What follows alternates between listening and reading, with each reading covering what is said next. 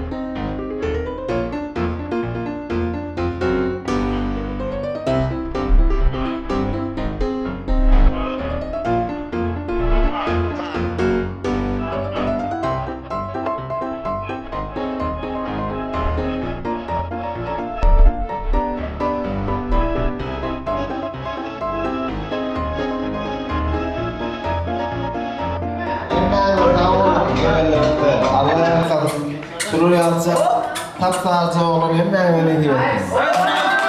Merkelerinde kulüp oynap, Dina Moskva'da değil, Necip olsa Türkmenistan'da da. Yurtumuzda, toplamımızda, bir merkelere katlaşmak, neçelisini inşallah. Şu azap edip kurunan doğunum, arslanım, oğul nurum, köp sağ ol.